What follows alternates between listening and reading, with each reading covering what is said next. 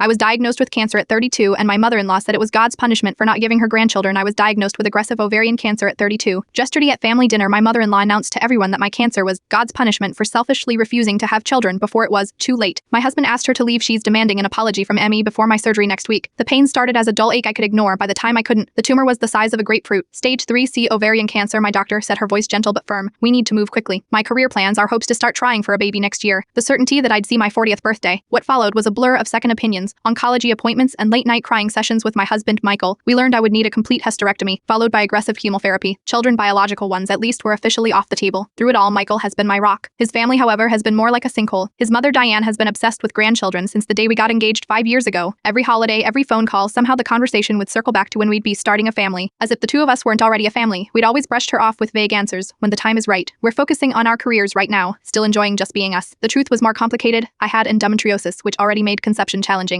Michael had student loans to pay off. We wanted to be financially and emotionally ready, but Diane never accepted our timeline at Christmas. She gave me a fertility tracker and Michael vitamins for stronger swimmers. On my birthday, she gifted me a onesie that said worth the wait. When we finally told his family about my diagnosis, I expected sympathy, support, maybe even grief for what we were all losing. Instead, Diane's first question was, "But can't you freeze some eggs before the surgery?" My oncologist had already explained that wasn't an option. The cancer was too aggressive. We needed to operate immediately. Last night was the first family dinner since my diagnosis. Michael's parents, his sister, and her husband, his brother, all gathered around a table loaded with comfort food. No one could comfort me. I was picking at my plate when Diane cleared her throat. "I've been praying about Elizabeth's situation," she announced, as if discussing a minor inconvenience rather than stage 3 cancer, "and I've come to understand what this is. This is God's punishment," she continued, staring directly at me, "for putting your career first, for selfishly refusing to give Michael children before it was too late. The Lord gives and takes away, and now he's taken your choice." The room froze. Michael's sister gasped. His father stared at his plate. Before I could even process what she'd said, Michael stood up, his chair scraping against the floor. "Get out," he said, his voice shaking. "Now, Michael, I am just speaking the truth in love." The truth, his laugh was hollow. "The truth is my wife is fighting for her life. The truth is you just told a cancer patient she deserves her cancer. The truth is I don't recognize the person you've become." She left in tears, his father trailing behind her, apologizing for her emotional reaction. This morning she sent a group text to the entire family. She won't be attending my surgery next week unless I apologize for turning her son against her and making a scene at dinner. Michael blocked her number immediately. His siblings called to say they'll be at the hospital regardless. As for me, I am saving my strength for the fight that matters. Some tumors can be removed in a single surgery. Others, like toxic expectations and conditional love, require a different kind of cutting away entirely. I may not survive this cancer, but I refuse to spend my remaining time, whether it's months or decades, seeking approval from someone who sees my suffering as divine retribution for a choice that was never hers to make. Sometimes family isn't who you are born to or marry into. It's who stands beside you when the diagnosis comes, without checking first to see what you can give them in return.